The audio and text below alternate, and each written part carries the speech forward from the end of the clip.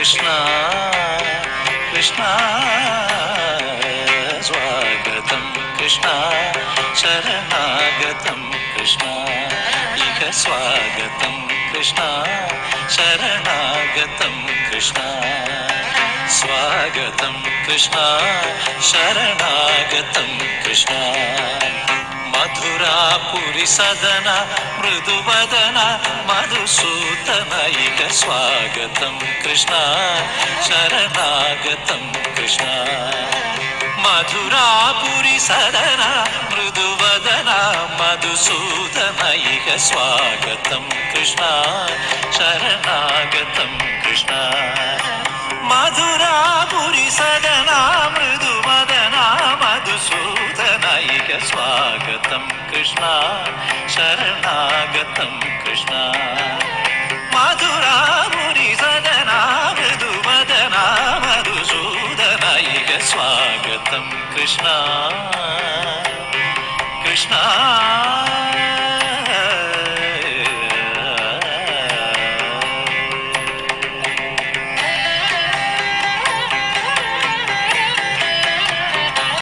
ఎవరిని మనం ముందు పర్మిషన్ అడగాలి కదా. ఇప్పుడు ఎవరైనా పెద్ద ఆయన కలవాలి అంటే ముందుగా వాళ్ళ పర్సనల్ సెక్రటరీని కలవాలి.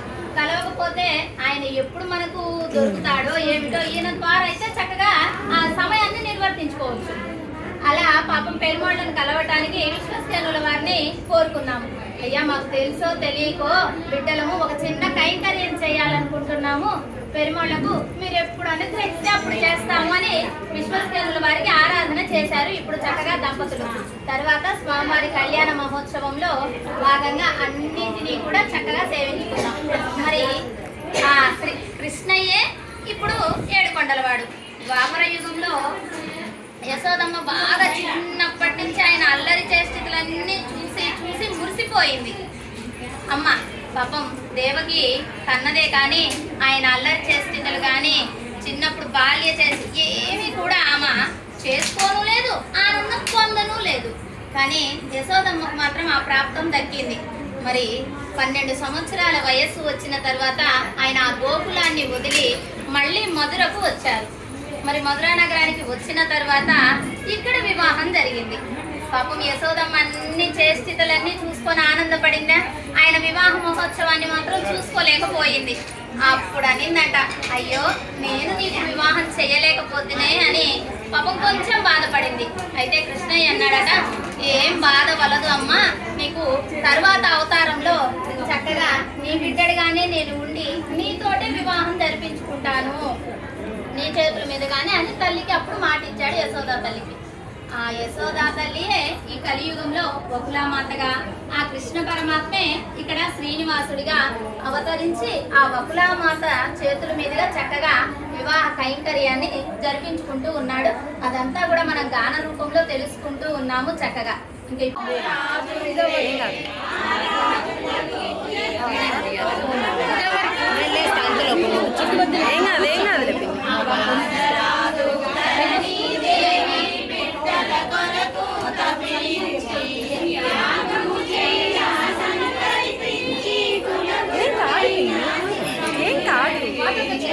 కూర్చో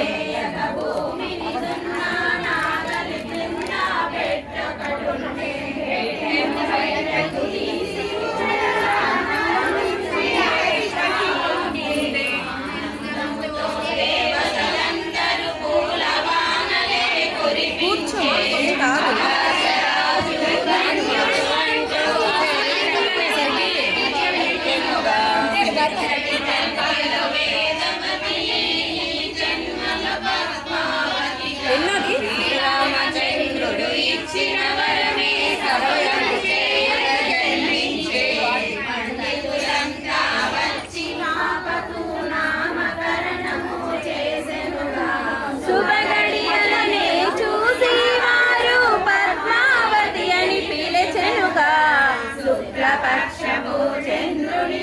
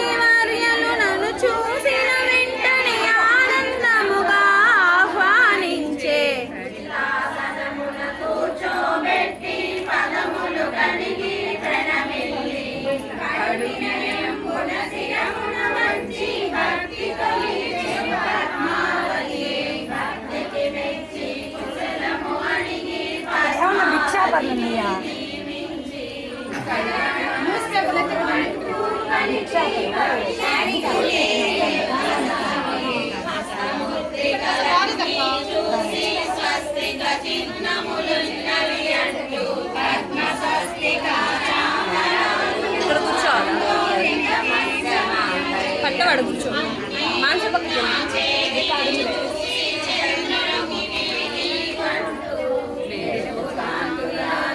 ఆంటీ ఆంటీ ఆంటీ ఆంటీ ఫాస్ట్గా దాటండి ఫాస్ట్గా వెళ్ళిపోండి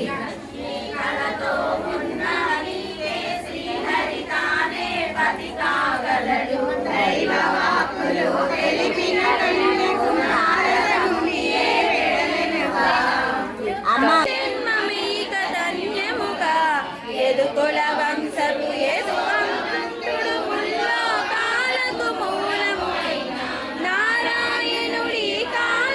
ఇవ్వడానికి కూడా పద్మావతి వాళ్ళ తల్లిదండ్రులు ఆలోచన చేస్తారు కదా, మరి ఆలోచనలు ఆ సందేహాలు నివృత్తి చేయవలసింది ఎవరు? వివాహం చేసుకోవాలనుకున్నది వెంకటేశ్వర స్వామి. ఆయనే నివృత్తి చేసుకోవటానికి ఎరుకల సాని వేషాన్ని ధరించి చక్కగా చెప్తున్నారు. ఏమని? 6 అడుగుల అందగాడు ఉన్నాడు, ఆ అబ్బాయికి ఇచ్చి వివాహం చేస్తే లోకాలన్నీ పాలన చేసేటటువంటి లోకనాథుడు అంటూ తన యొక్క గొప్పతనాన్ని కూడా తాను ఎక్కసాని వేషాన్ని ధరించి ఆ పద్మావతి అమ్మవారిని వివాహం చేసుకోవటానికి చెప్తున్నారు. అయితే పద్మావతి అమ్మవారిని వివాహం చేసుకోవలసింది ఎందుకండి? చక్కగా లక్ష్మీదేవి సిరుల తల్లి ఆయన చెంతన ఉన్నది కదా. అంటే భృగు మహర్షి పాదంతో తన్నేటప్పటికీ అమ్మకు బాధ కలిగిందట. అరే, భువన భాండాలన్నీ పాలన చేసేటటువంటి స్వామి వారిని తన వక్షస్థలంపై ఒక మునీశ్వరుడు తన్నటం ఏమిటి అని బాధ కలిగింది అమ్మకు. స్వామి మాత్రం బాధపడట్లా. ఆయన నవ్వుతూ స్వీకరించి ఆ భృగు మహర్షి యొక్క పాదాన్ని పట్టుకొని, అయ్యో మీ పాదానికి ఏమైనా నొప్పి తగిలినదా, నా కట్టిన హృదయంపై తన్ని అంటూ ఆయన పాదాన్ని పట్టుకొని నొక్కుతున్నట్టుగా ఆయన పాదంలో ఉండేటటువంటి 3వ కన్నును నొక్కివేశాడు. ఎందుకంటే అహం చనిపోవాలి. అహం ఉంటే మునీశ్వరుడైనా ఏ జీవుడైనా కూడా ఇబ్బంది పడతాడనమాట. అలా తన యొక్క తపశక్తిని అంతా కూడా అణచివేసేశాడనమాట. అప్పుడు మళ్ళీ తాను యథాస్థితిగా వచ్చి మళ్ళీ తపోజపంలో కూర్చుండిపోయారు. అయితే అలా జరిగినప్పుడు లక్ష్మీదేవట బాధపడి ఆ వైకుంఠాన్ని వీడి కొల్హాపురికి చేరింది అలిగి. మరి స్వామివారు కూడా వచ్చారు వైకుంఠానికి. అమ్మను వదిలి ఉండగలరా? లేదు కదా. చక్కగా స్వామివారు కూడా అమ్మను వెతుక్కుంటూ వేంచేశారు. వేంచేసినప్పుడు ఊరిలో ఉంది, స్వామివారికి కనపడలేదు. మరి అలా వేంచేసిన స్వామికి పద్మావతి అమ్మవారు కనపడ్డారు. ఎందుకు ఇదంతా జరుగుతుంది? మనం ఏదన్నా అంటాం కదా, ఏదో రాసి పెట్టి ఉంటేనే జరుగుతాయండి, లేకపోతే ఎక్కడవుతుంది అన్నట్టు. అలాగే స్వామివారు కూడా అమ్మవారిని వివాహం చేసుకోవాలి అని ఉన్నది. ఎక్కడ ఉంది? రామావతారంలో సీతమ్మను వివాహం చేసుకొని ఉన్నాడు. మరి అప్పుడే వేదవతి అనేటటువంటి భూదేవి అంశజురాలైన ఆమెను కూడా వివాహం చేసుకోవాలని కోరింది. కోరితే చేసుకున్నారా? లేదు. రామచంద్రుడు ఏం చెప్పాడు? ఏకపత్ని వ్రతుణ్ణి ఈ అవతారంలో అన్నారు. మరి దానికి అనుకూలంగానే ఆయన సీతమ్మ వారిని, లక్ష్మీదేవిని వివాహం చేసుకున్నారు. అయితే నేను మళ్ళీ అవతరించినప్పుడు మిమ్మల్ని వివాహం చేసుకుంటాను అన్నారు. అప్పుడు రామచంద్రుడు ఇచ్చినటువంటి త్రేతాయుగంలో ఇచ్చిన మాటకే మళ్ళీ కలియుగంలో ఈయనేమో ఆ రామచంద్రుడు కాస్త శ్రీనివాసుడిగా, అక్కడ వేదవతి కాస్త పద్మావతిగా అవతరించి ఈ వివాహ కైంకర్యాన్ని ఈ దంపతుల చోటి చక్కగా నిర్వహింపబోతున్నాం. అందులో భాగంగా ఇప్పుడు ఆయన వచ్చి చెప్పుకుంటున్నారు. ఏమని? ఆయన యొక్క గొప్పతనాన్ని. ఎవరైతే మనం కోరుకుంటామన్నమాట, మాకు ఇంత శాలరీ అబ్బాయి కావాలండి, కొంచెం బాబు బాగుండాలి, వాళ్ళకి ఆస్తి పాస్తులు ఉండాలి, వాళ్ళ మంచి చెడు తెలిసి ఉండాలి అని ఏవో కోరికలు కలుగుతూ ఉంటాయి. అది జనరల్ కదా. మరి అలా కలిగినప్పుడు దానికి అనుకూలంగా ఉన్నటువంటి వాడు ఈ పెరుమాళ్లే అని చెప్పుకుంటూ ఉన్నారు. అయితే వీళ్ళ అమ్మాయి సోది చెప్తుంది.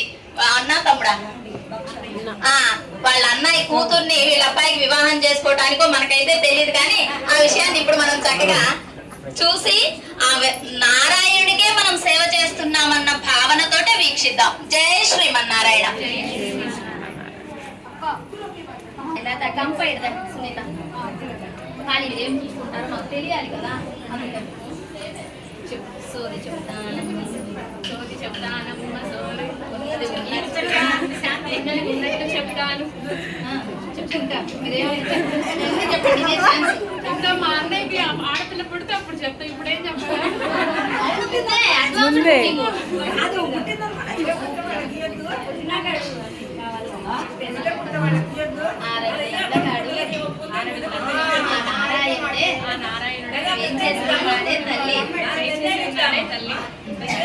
మీ అమ్మాయిని వివాహం చేస్తే ఆది దంపతులుగా లోక రక్షణార్థంగా ఏం చేసి ఉంటారే తల్లి నా చాట నిండా రత్నాలు ముత్యాలు పోసినట్లయితే ఇంకా వివరిస్తానే తల్లి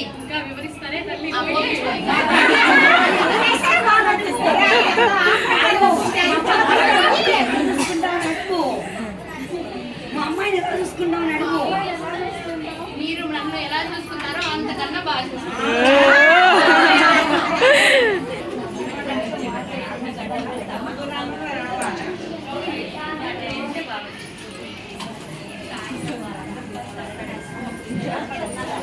అమ్మాయి ఎక్కువ స్టోర్లు ఇస్తాం.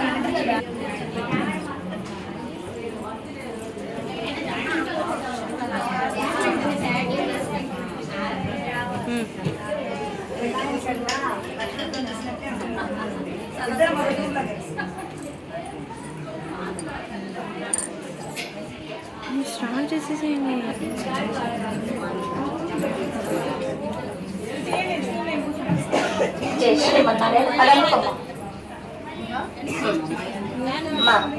స్వామివారి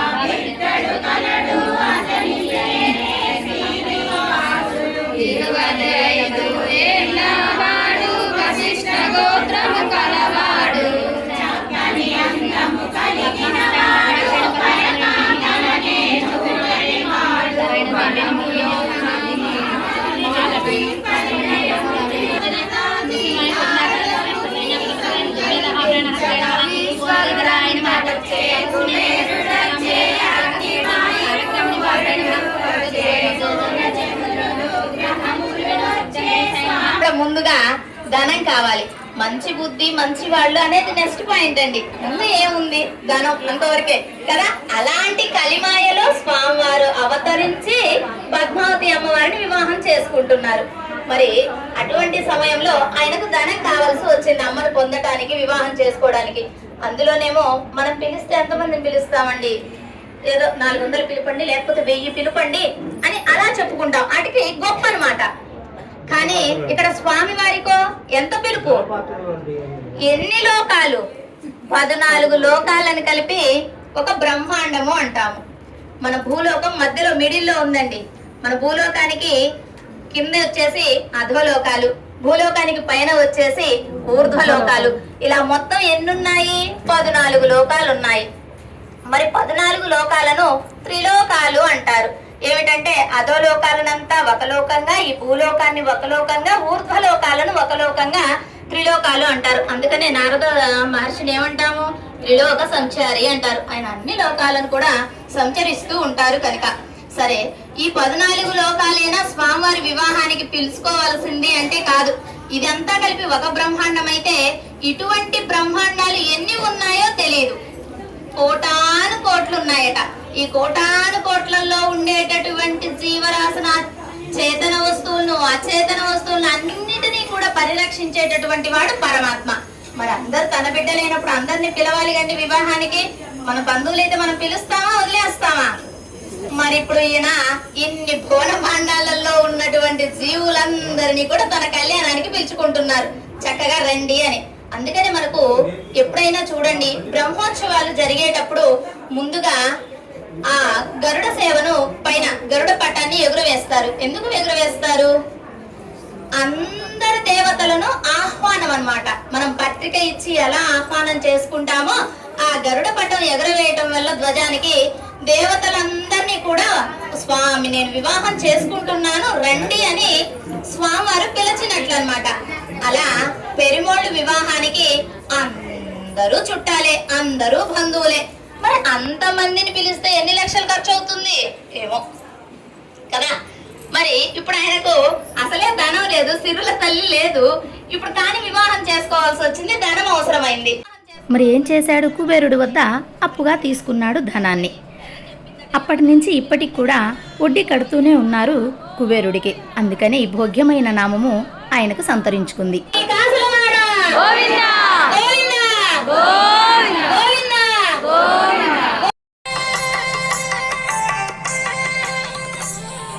సుతి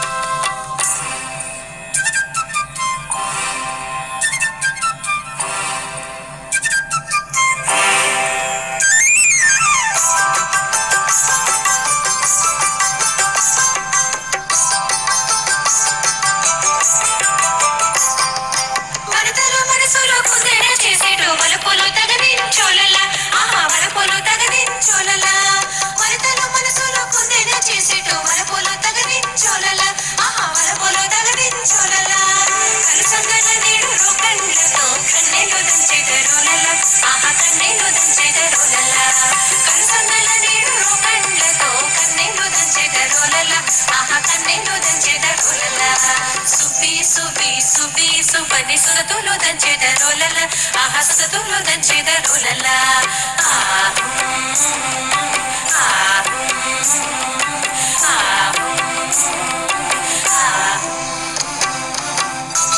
ఒకసారి చూపించినట్టుగా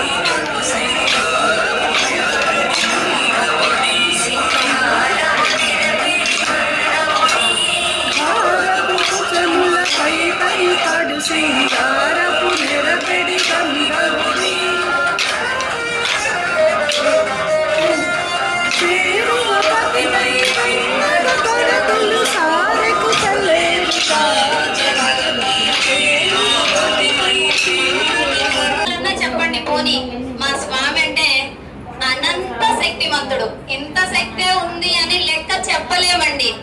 అటువంటి శక్తిమంతుడు, అంతటా వ్యాపించి ఉన్నవాడు, అనంత కళ్యాణ గుణ సంపూర్ణుడు.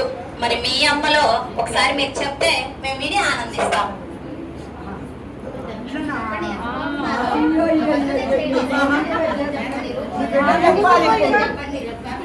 అదే నీ బిడ్డ చెప్పాలంట. బంగారు చక్కగా అమ్మనిస్తే ఇస్తున్నాము. అమ్మ ఇస్తేనే మీ స్వామి పరిపూర్ణుడు అవుతున్నాడు. చూడండి, వీళ్ళ అమ్మాయిని చేసుకొని వస్తే వీళ్ళంటే మనకిస్తే మనం పరిపూర్ణం అవుతున్నాం. అంతే కదా, లక్ష్మి లేకపోతే కలకల్లాడు కదా, లాడదు కదా స్వామి. అదండి, ఎంత స్వామి వారికి శక్తి ఉన్నప్పటికీ చాలా శక్తిమంతుడు స్వామి. ఇది ఉంది అది లేదు అని చెప్పటానికి లేదు. మళ్ళీ గుణాలు కూడా చాలా ఉన్నాయి. సర్వ గుణ సంపన్నుడు పరమాత్మ, సర్వ అధికారి, అన్నిటికీ అధికారిను, అన్నిటినీ పాలన చేసేవాడు. అయినప్పటికీ ఎంత శక్తి ఉన్నా ఏం కావాలి, ఎంత డబ్బు ఉందంట బాబోయ్, వాళ్ళ ఆస్తి ఎంత చెప్పలేమండి. అంత కోటాను కోట్లు ఉన్నాయి. మరి ఎలా? ఆ కోటాను కోట్లు ఉన్నా కూడా ఏం కావాలి?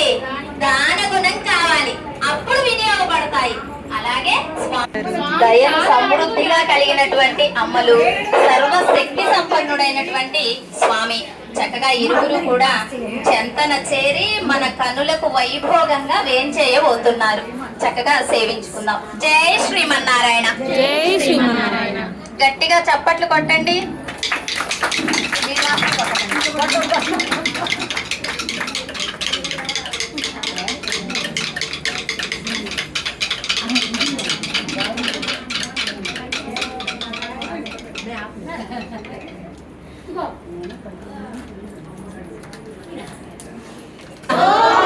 ఒకసారి ముడుకుని చూసి నమస్కరించుకోండి అమ్మ అందరూ.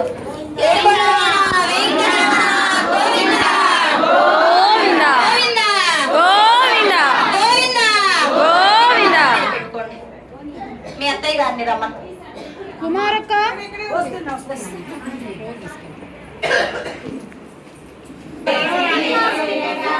తల మీద పెట్టుకోండి. కుమారక్క ఎల్లు.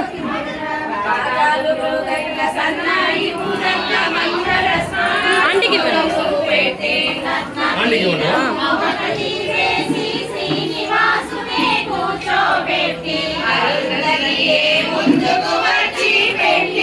వాళ్ళమ్మ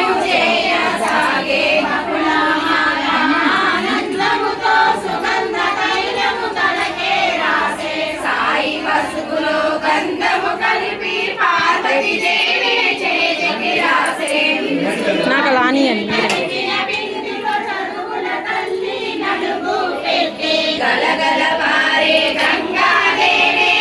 ఏడుకొండలవాడ వెంకటరమణ గోవింద గోవింద గోవింద గోవింద గోవింద. గోవింద.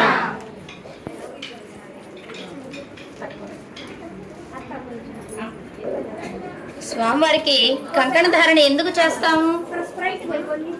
స్వామివారికి అనేక పనులు.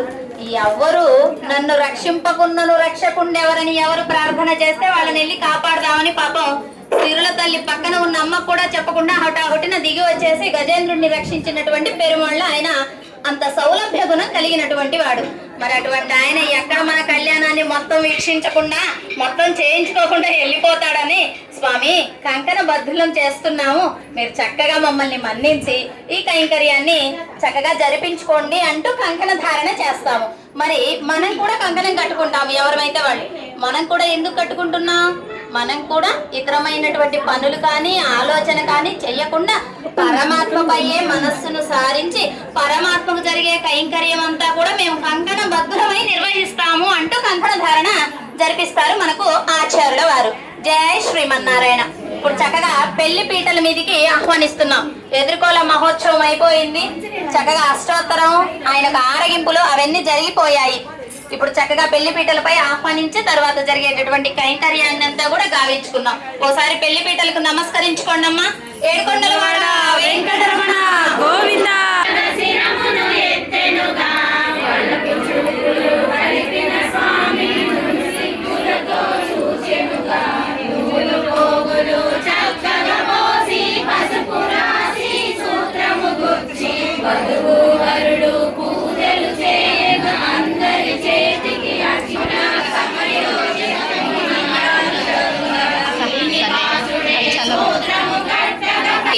మనకు మామూలుగా మన వివాహాలలో అయితే తీర్థంతో ఒకసారి చూసి భాష్కాలు నమస్కరించుకోండి అమ్మా. గోవింద గోవింద గోవింద. గట్టి మేళం పెట్టమ్మా, గట్టి మేళం.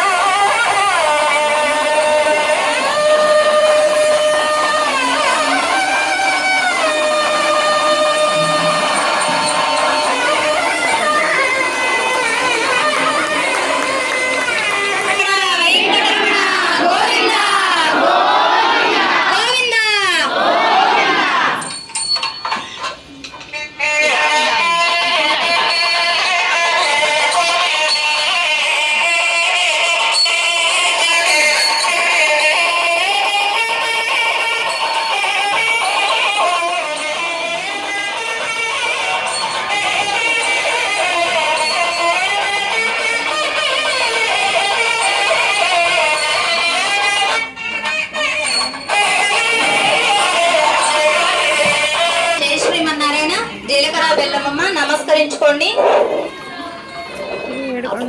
ఎందుకు వాటి యొక్క కలయికను శిరసా వహించటం జరుగుతుంది? Very good. జీలకర్ర బెల్లాన్ని కలిపిన తర్వాత దేనికది విడదీయలేమట. అలాగే భార్యాభర్తలు ఇరువురు కూడా ఎన్ని కష్టాలు నష్టాలు ఏమి వచ్చినా కూడా విడిపోకూడదు తత్వాన్ని తెలిపేటట్టుగా పెరుమాళ్లకు జీలకర్ర బెల్ల కైంకర్యాన్ని చక్కగా వీక్షిస్తున్నాం. ఒకసారి అందరూ నమస్కరించుకోండి. ఏడుకొండలవాడ వెంకటరమణ గోవింద గోవింద.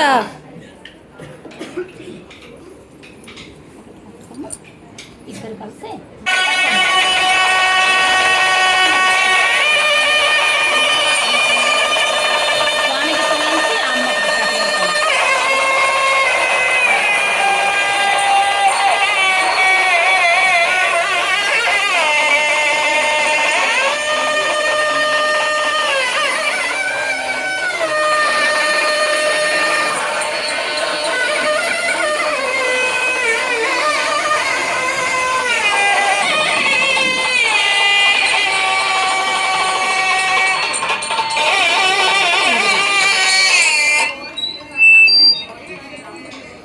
శ్రీమన్నారాయణ మాంగళ్య ధారణ.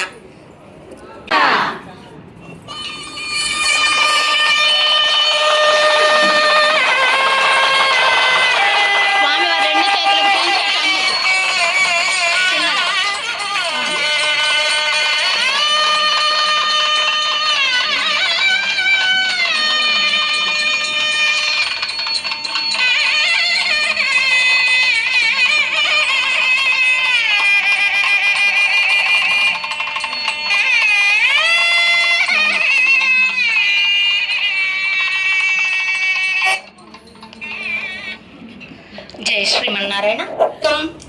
ఆహారానికండి ప్రతి ఒక్క జీవుడికి ఆహారం కావాలి. లీలా విభూతిలో ఉండేటటువంటి ప్రతి ఒక్కడికి ఆకలి, నిద్ర, ఆహారం ఇవన్నీ అవసరం. మరి నిత్య విభూతిలో ఉండేటటువంటి నిత్య సూర్యులకు ముక్తులకు ఇవేమీ అక్కర్లేదట, వాళ్ళకు నిద్ర రాదట, ఆకలి అవ్వదట. అలా పరమాత్మ ఆనంద లోకంలో వాళ్ళందరినీ ఉంచుకొని ఎవరెవరు ఉన్నారండి అక్కడ అంటే నిత్యులు. అనంత గరుడ విశ్వస్కేన నిత్య సూర్య గణేభ్యో నమః అంటాము. అలా చక్కగా నిత్యులు ఉంటే వారికి ఇక్కడ ఉండి వాళ్ళ కర్మను వగదించుకొని చక్కగా పరమాత్మకు చేరినటువంటి ముక్తులు ఉన్నారు. అటువంటి నిత్యులు ముక్తులకు ఆహారము ఆకలి ఏమీ అక్కర్లేదట. పరమాత్మను సేవించుకోవటమే వాళ్ళ ఆనంద లోకం. ఆ ఆనంద లోకానికి పరమాత్మ గైకొని పోయాడు. మరి ఇక్కడ మనం సమర్పించేటటువంటి ఈ అక్షతలకు పరమాత్మ సంతోషించి ఆనందించి మనందరికీ కూడా ఆనంద లోకాన్ని ప్రాప్తింప చేయాలని మనము మనసారా కోరుకుంటూ ఈ కైంకర్యాన్ని చక్కగా సేవించుకుందాం. జై శ్రీమన్నారాయణ.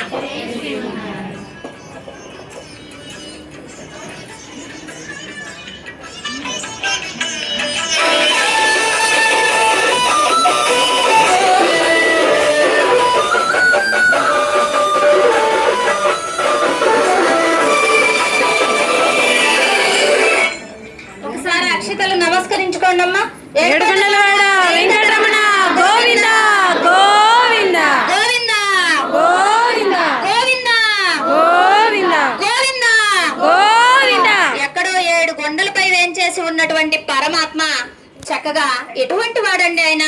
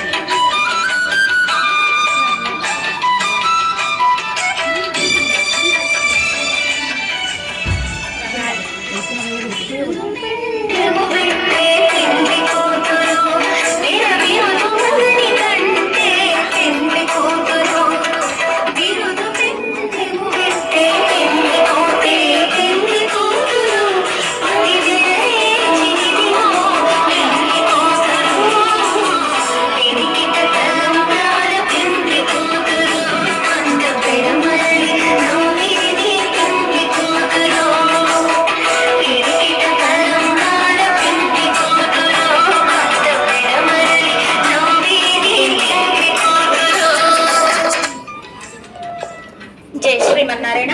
మీ బంధువులు ఎవరైనా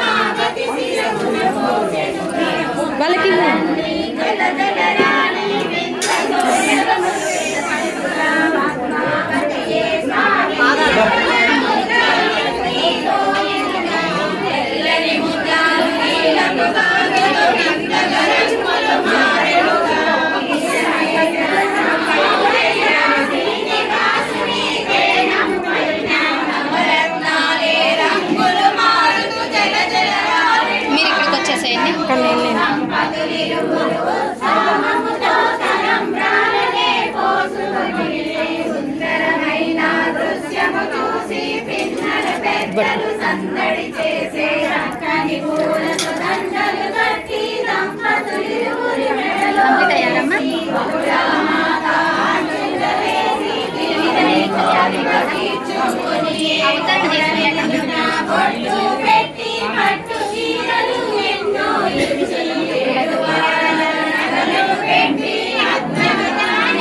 మీరు పోయేసారమ్మా ఇలా రెండు చేతులతో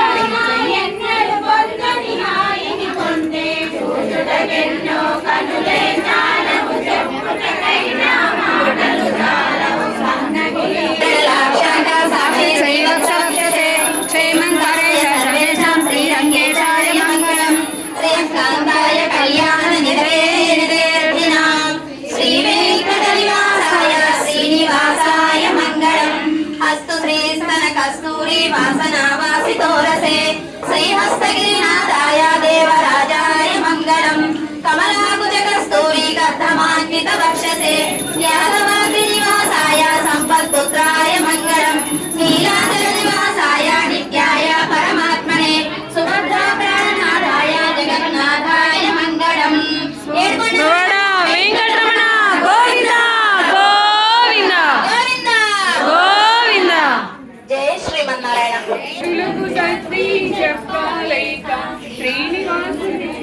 ఇద్దరు పట్టుకోండి. మొదటి రాగము పెట్టినంతనే అంజనాద్రి అంజలి ఘటించే అంజనాద్రి శ్రీనివాస గోవింద గోవింద.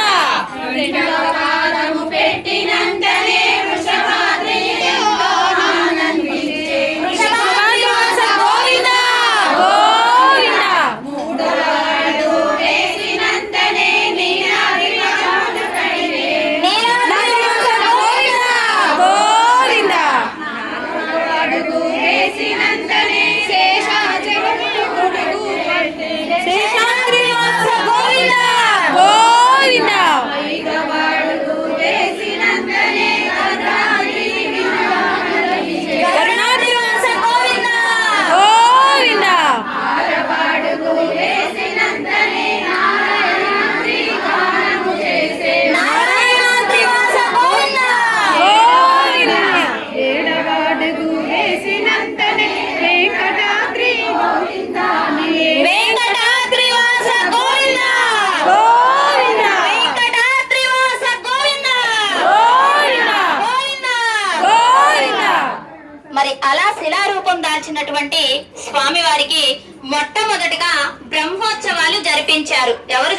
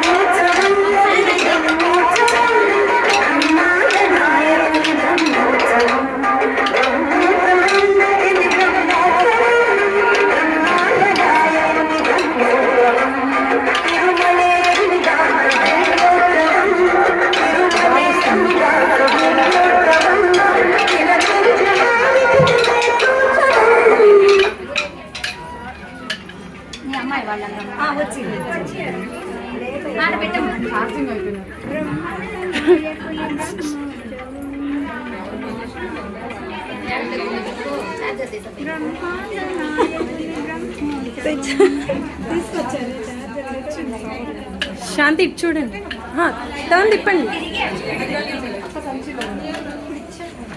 తెచ్చిన కవర్లో మా అమ్మ వేసింది కదా,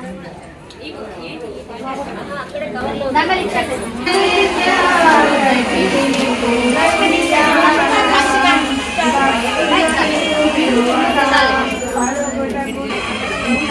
కష్టపడి తీసాను.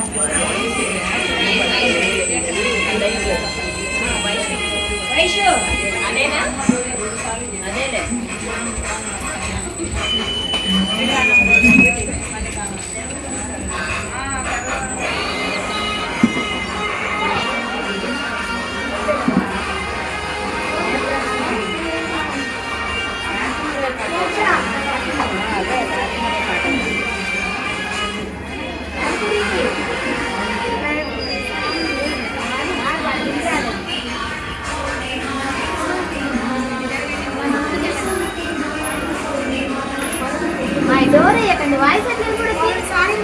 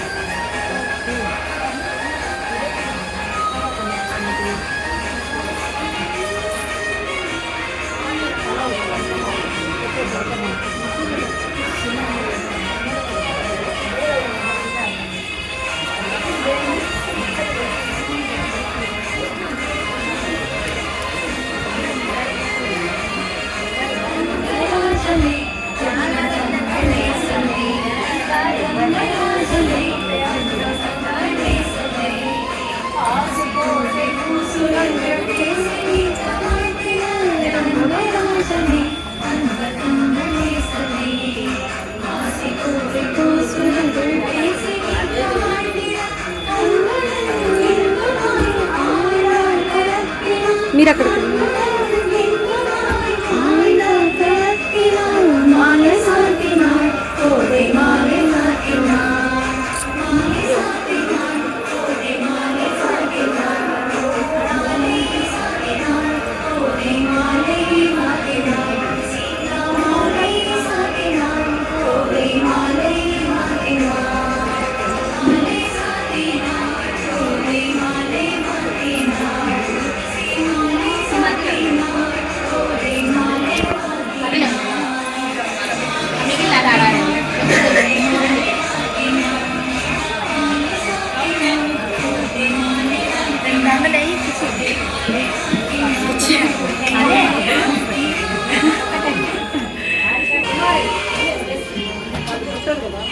బుట్టలే పట్టండి అలా.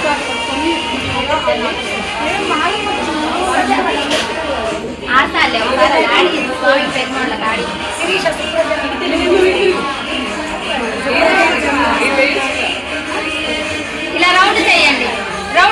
వీళ్ళలాగా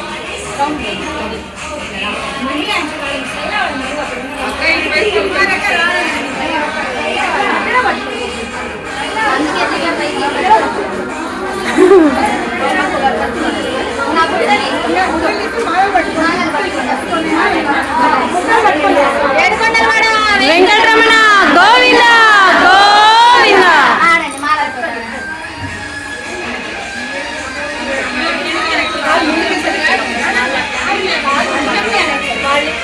ఆన్సర్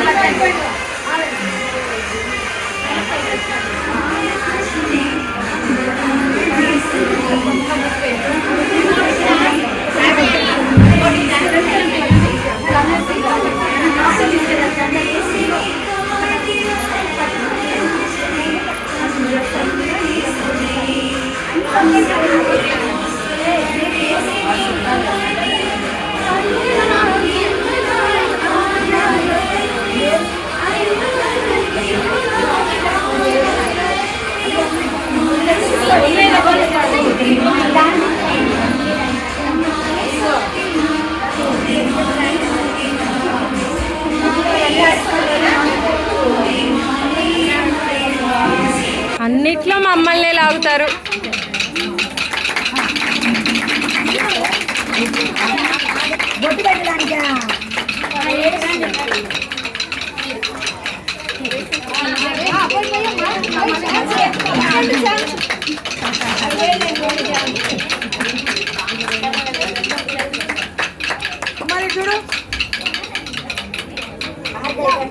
అలా పద్మావతి శ్రీనివాసుల కళ్యాణమే.